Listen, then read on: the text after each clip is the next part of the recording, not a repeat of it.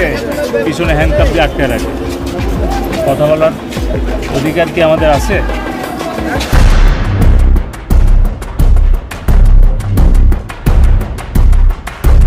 আকাশি রঙের একটি প্রিজন ভ্যান দুপুর 1:30টার দিকে ঢাকা চিফ মেট্রোপলিটন ম্যাজিস্ট্রেট আদালতের সামনে এসে থামে। প্রিজন ভ্যানের ভিতর দাঁড়িয়েছিলেন সাবেক তথ্য ও যোগাযোগ প্রযুক্তি প্রতিমন্ত্রী জুনায়েদ আহমেদ পলক। কথা বললেই তো রিমান্ডার মামলার সংখ্যা বাড়তে থাকে। পরে গাড়িটি আদালতের সামনে থেকে হাজতখানার ভেতর ঢুকে যায়। এর মিনিট 10 পর আরেকটি প্রিজন ভ্যান জুনায়েদ আহমেদ পলককে ঢাকার সিএমএম আদালতের হাজতখানা থেকে বের করে ঢাকার মহানগর দায়রা জজ আদালতের সামনে গিয়ে থামে। পরে তাকে প্রিজন ভ্যানের ভিতরে 2 হাত পেছনে রেখে হাতকড়া পরায় পুলিশ।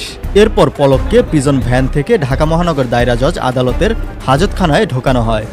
জুনায়েদ আহমেদ পলক এ সময় সাংবাদিকদের সাথে কথা বলেন। কথা বললেই রিমান্ডার মামলার সংখ্যা বাড়ে, পিছনে হ্যান্ডকাপ দিয়ে আটকে রাখে।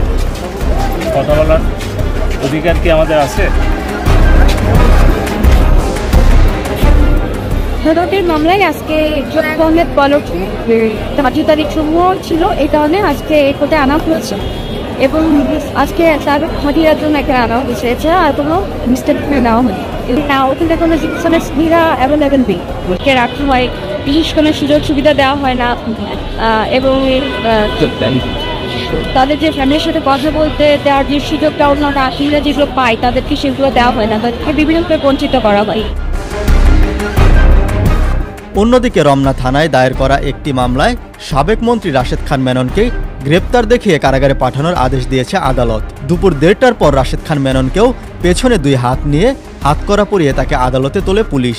পরে রাষ্ট্রপক্ষ থেকে তাকে রমনা থানার মামলায় গ্রেপ্তার দেখানোর আবেদন করা হয়।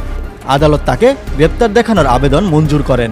এরপর কাঠগড়ায় আবারও রাশেদ খান মেননের পেছনে 2 হাত নিয়ে হাতকড়া পরিয়ে দেয় পুলিশ।